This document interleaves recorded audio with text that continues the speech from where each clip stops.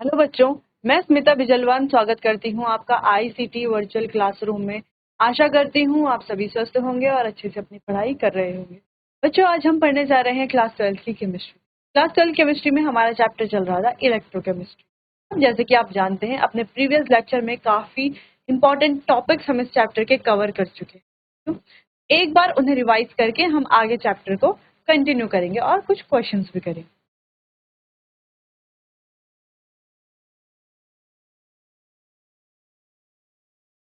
सबसे पहले हमें पता होना चाहिए कि इलेक्ट्रोकेमिकल सेल क्या होता है। वो एक प्रकार का डिवाइस होता है जो केमिकल एनर्जी को इलेक्ट्रिकल और इलेक्ट्रिकल एनर्जी को केमिकल एनर्जी कन्वर्ट करता है। यानी कि यहाँ पर सिंपल हम कहें तो एक इंटर कन्वर्जन होता है एनर्जी के बीच में। ठीक। अब ये इलेक्ट्रोकेमिकल सेल दो प्रकार का होता है, जैसे कि हम देख पा रहे हैं, गैल्वेनिक सेल और इलेक्ट्रोलिटिक सेल। ये गैल्वेनिक सेल क्या है, इलेक्ट्रोलिटिक सेल क्या है, ये यहाँ पर हम समझेंगे। गैल्वेनिक सेल जो क्या करता है, केमिकल एनर्जी को ट्रांसफॉर्म करता है इलेक्ट्रिकल एनर्जी में, और इलेक्ट्रोलिटिक सेल इलेक्ट्रिकल एनर्जी को केमिकल एनर्जी में ट्रांसफॉर्म करता है। ठीक। इनके कुछ और पॉइंट्स भी हैं जिसको हम डिस्कस कर चुके हैं अपने प्रीवियस लेक्चर्स में। फिर हमने पढ़ा बच्चों की डैनियल सेल क्या होता है, कैसे डैनियल सेल का हम सेटअप करके हमने अच्छे से इसको समझा था। फिर हमने गैल्वेनिक सेल को अच्छे से समझ करके सेल रिएक्शन कैसे लिखी जाती है, नेट सेल रिएक्शन कैसे लिखी जाती है, ये सब हमने सीखा था। एनोड क्या होता है, कैथोड क्या होता है, पॉजिटिव चार्ज कहाँ पर आता है, सॉल्ट ब्रिज क्या होता है, उसके क्या फंक्शन होते हैं, उसके अंदर जो फिल होता है वो क्यों होता है, और सॉल्ट ब्रिज की आवश्यकता क्यों होती है, तो हम अच्छे से अपने प्रीवियस लेक्चर में डिस्कस कर चुके हैं। अब सॉल्ट ब्रिज करता क्या है, करंट को फ्लो करने में मदद करता है, सर्किट को बेसिकली ये सर्किट को कंप्लीट करता है।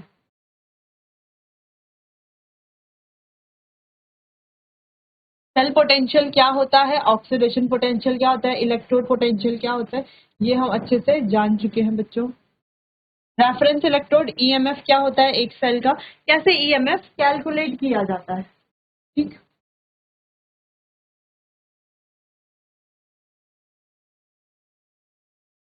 पर ईएमएफ और सेल पोटेंशियल के बीच में डिफरेंस क्या है, इसको भी हमने अच्छे से समझ लिया था।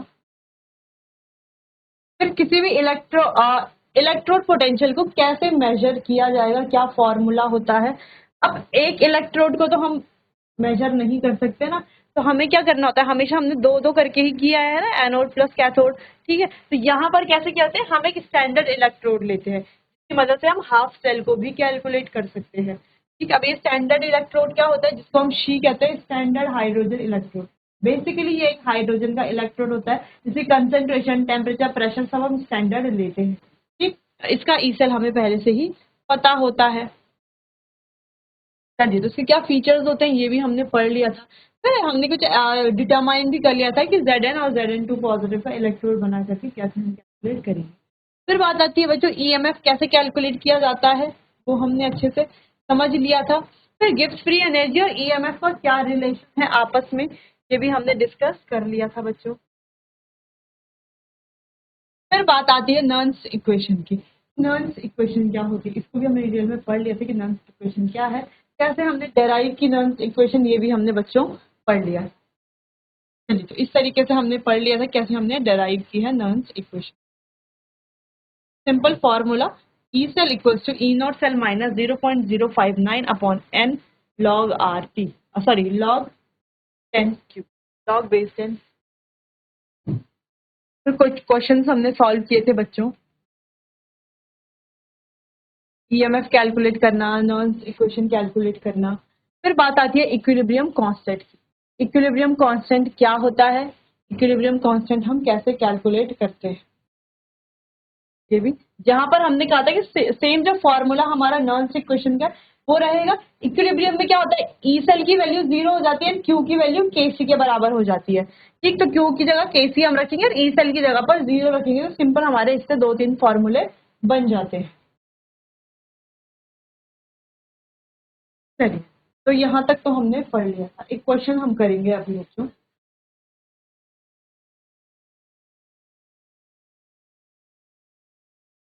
चलिए, तो क्वेश्चन हम कर रहे थे,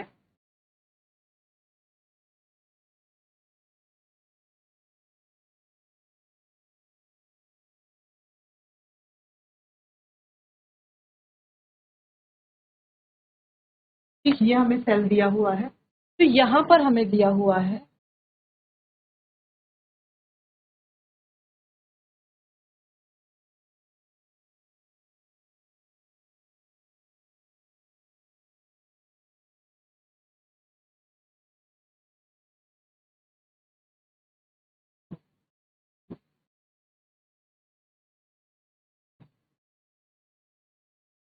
ये तो कैलकुलेट करना है हमें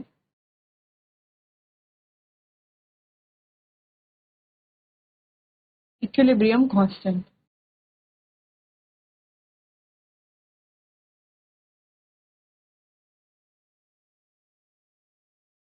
ठीक है, इक्विलिब्रियम कांस्टेंट कैलकुलेट करना है, कैसे करेंगे? कुछ फॉर्मूला हमने इस तरीके से पढ़ा हुआ है। ठीक है, तो कैसे हम कैलकुलेट करेंगे, चलिए तो नोट कर लीजिए क्वेश्चन, फिर कैलकुलेट कीजिए।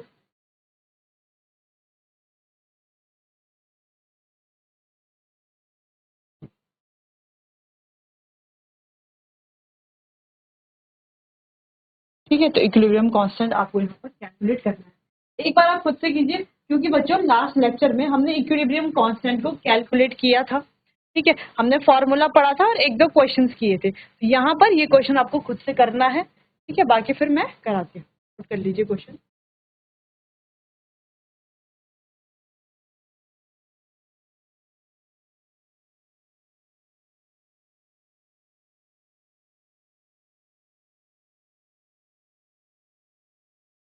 चलिए, तो फॉर्मूला लिखते हैं पहले।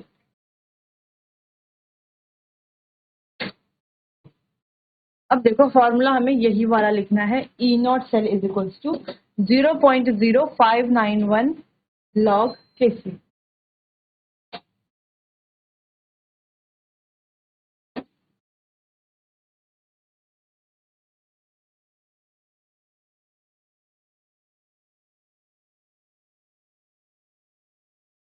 ये रहा हमारा फॉर्मूला। अब यहाँ पर हमें चेक करना है कि क्वेश्चन में क्या क्या है। देखो Fe3 पॉजिटिव, इसकी वैल्यू हमें दी हुई है, इसकी वैल्यू हमें दी हुई है। ठीक, तो यहाँ से हमारा ई नॉट सेल निकल जाएगा आसानी से।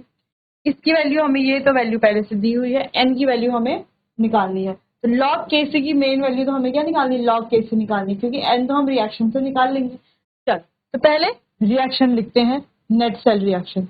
तो Fe2 पॉजिटिव से Fe3 पॉजिटिव, ठीक है, प्लस 1 इलेक्ट्रॉन नेगेटिव, साथ ही बन रहा है Ag पॉजिटिव से एक इलेक्ट्रॉन नेगेटिव गिव्स Ag। इस तरीके से ये बन रहा है, सिंपल। नेट सेल रिएक्शन लिख लेंगे, Fe2 positive plus Ag positive gives Fe3 positive plus Ag। Simple net cell reaction. अभी तक तो लिखना सबको आ गया होगा कि नेट सेल रिएक्शन कैसे कैसे। ये हो गई हमारी नेट सेल रिएक्शन। अब नेट सेल रिएक्शन से हम समझ गए कि हमारे एन की वैल्यू क्या आई है, क्या आई है एन की वैल्यू, एन की वैल्यू आई है 1, क्योंकि एक इलेक्ट्रॉन यहाँ पर भी है, यहाँ पर भी है। ठीक है, तो एन की वैल्यू आ गई 1, तो एन तो हमने यहाँ पर निकाल दिया। अब ई नॉट सेल निकाल लेंगे, कैसे निकाला जाता है E nought cell, E cathode minus E anode निकालेंगे। E nought cell is equals to E cathode minus E anode. ये है हमारा एनोड और ये है हमारा कैथोड।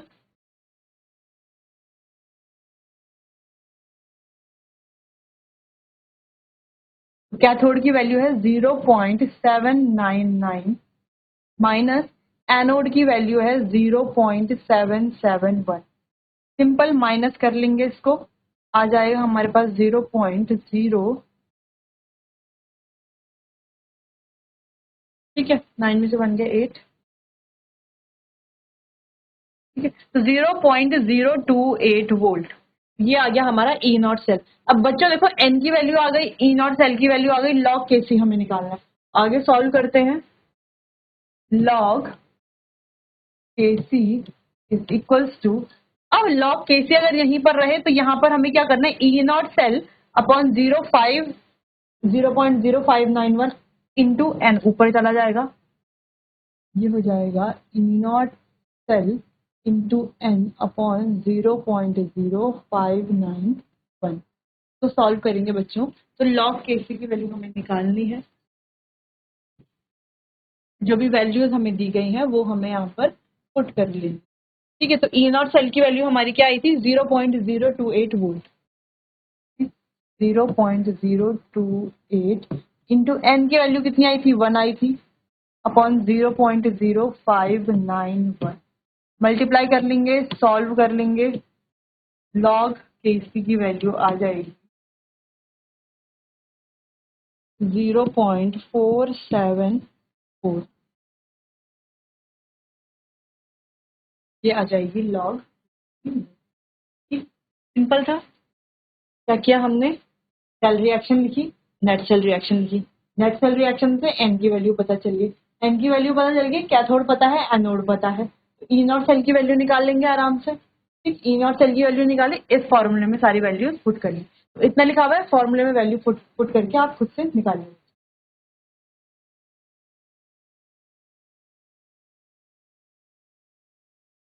चलिए बच्चों, तो अब आगे बढ़ते हैं। ये क्वेश्चन हो गया हमारा खत्म। अब हमारा नेक्स्ट टॉपिक आता है रेजिस्टेंस एंड कंडक्टिविटी। अब ये रेजिस्टेंस क्या है, कंडक्टिविटी क्या है, तो पहले रेजिस्टेंस देख लेते हैं। अब रेजिस्टेंस क्या होता है बच्चों, रेजिस्टेंस को आर से डिनोट किया जाता है, ओम से इसे लिखते हैं हम, इसकी यूनिट होती है ओम। ठीक, अब आपने प्रीवियस क्लासेस में रेजिस्टेंस के बारे में पढ़ा होगा, फिजिक्स में पढ़ा होगा रेजिस्टेंस के बारे में, 10th क्लास में पढ़ा होगा। ठीक, अभी रेजिस्टेंस में होता क्या है, हम मेजर क्या करते हैं यहाँ पर,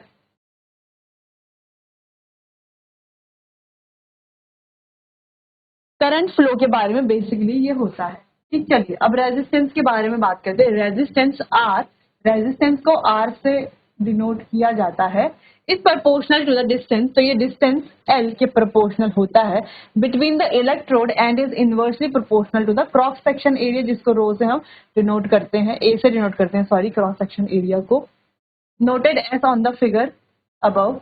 ठीक है, writing rho for the specific resistance और रेजिस्टिविटी। ठीक है, रेजिस्टेंस या रेजिस्टिविटी हम बोल सकते हैं। तो फॉर्मूला सिंपल सा हो गया, R is equals to 1/A।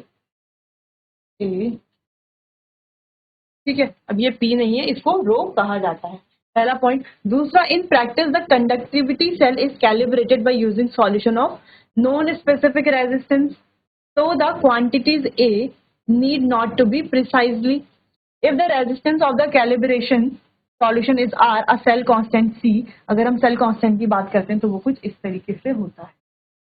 ये रहा हमारा फॉर्मूला। ठीक, द स्पेसिफिक कंडक्टेंस की बात करें अगर हम, के kappa is the reciprocal of the specific resistance, तो इस तरीके से ये इसका फॉर्मूला। पहले आपको ये फॉर्मूले सिर्फ नोट कर लेने हैं, फिर हम इसको एक एक करके अभी डिटेल में डिस्कस करेंगे बच्चों। चलो नोट करो पहले।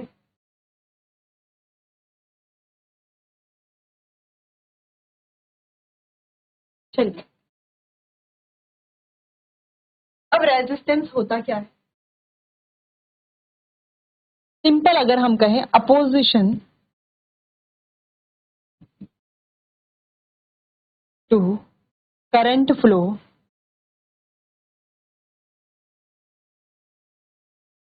इन अ इलेक्ट्रिकल सिस्टम, या हम कुछ भी कहें, ठीक है, किसी भी इलेक्ट्रिकल सिस्टम में। ठीक,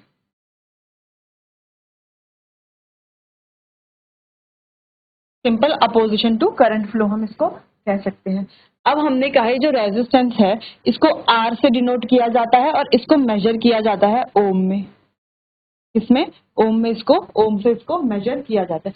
इसका जो फॉर्मूला होता है वो होता है बच्चा R equals to rho L by A. ठीक है, जहां पर रो क्या डिनोट कर रहा है, रो बता रहा है रेजिस्टिविटी को, रो क्या डिनोट कर रहा है, जैसे कि हमने यहाँ पर देखा रो, ये रहा रो, रो क्या बता रहा है यहाँ पर, स्पेसिफिक रेजिस्टेंस और रेजिस्टिविटी। ए क्या बता रहा है, ए बता रहा है cross sectional area of the sample. A क्या बता रहा है, cross sectional area of the sample, तो आप ऐसे लिख सकते हैं। और आर तो हमारा रेजिस्टेंस है, और एल है प्रोपोर्शनल टू द डिस्टेंस।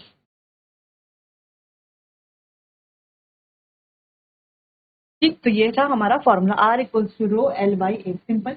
अब हम बात करते हैं रेजिस्टेंस की, तो हमने यहाँ पर बात की। अगर हम कंडक्टेंस की बात करते हैं तो कंडक्टेंस को बच्चों इसके जस्ट अपोजिट G से डिनोट किया जाता है। ठीक, तो ये क्या होता है, जस्ट इसके इनवर्स होता है। तो अगर हम कहें तो इसकी यूनिट क्या होती है, इसकी यूनिट ओम होती है, तो इसकी यूनिट होती है ओम इनवर्स। ठीक, तो ये था हमारा रेजिस्टेंस में और कंडक्टेंस। अब ये सब क्या है ये तो हम डिस्कस करेंगे ही अभी। उससे पहले आपको बेसिक चीजें पता होनी चाहिए कि रेजिस्टेंस क्या है और कंडक्टेंस क्या है। सिंपल, चलो पहले इतना आप इसको नोट करो, फिर आगे बढ़ेंगे बच्चों।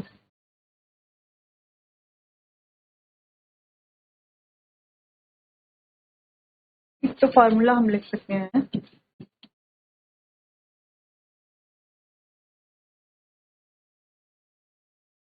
अब ये तो हो गई इतनी बात कि किसी भी इलेक्ट्रिकल सिस्टम में रेजिस्टेंस क्या होता है और कंडक्टेंस क्या होता है। ठीक, अब आगे बढ़ते हैं कि हमारे, अब मोलर कंडक्टिविटी कंडक्टिविटी हम डिटेल में डिस्कस करेंगे, लेकिन उससे पहले हमें तीन चीजें और पता होनी चाहिए कि कंडक्टर्स क्या होते हैं, दूसरी चीज इंसुलेटर्स क्या होते हैं, और तीसरी चीज सेमीकंडक्टर्स क्या होते हैं।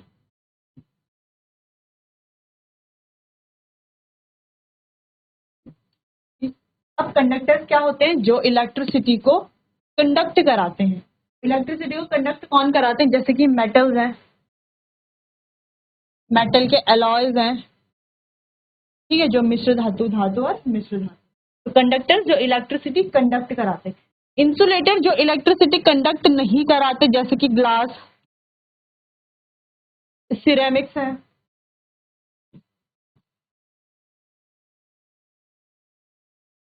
सिरेमिक्स हैं, ये इलेक्ट्रिसिटी कंडक्ट नहीं कराते। और सेमीकंडक्टर्स की अगर हम बात करें बच्चों, तो सेमीकंडक्टर्स क्या होते हैं, जिनकी कंडक्टिविटी होती है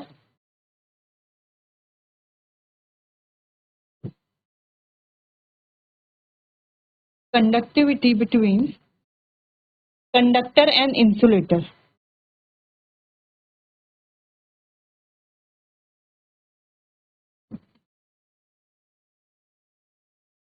ठीक है, तो वो होते हैं हमारे सेमीकंडक्टर, जिनकी कंडक्टिविटी कंडक्टर और इंसुलेटर के बीच में होती है। ठीक, सिंपल, इतनी पॉइंट समझ में आया। रेजिस्टेंस समझ में आया कि रेजिस्टेंस क्या होता है, सिंपल बातें जो हमने सिंपल पॉइंट्स पढ़े। वहीं कंडक्टेंस के जो सिंपल पॉइंट्स पढ़े वो समझ में आए। कंडक्टर, इंसुलेटर, सेमीकंडक्टर क्या होता है वो समझ में आया। इसके बाद हमें कुछ ये जो पॉइंट्स हमने यहाँ पर लिखे इनको थोड़ा डिटेल में डिस्कस करना है, एक एक पॉइंट को, कैसे इनका ये फॉर्मूला आया, कैसे ये।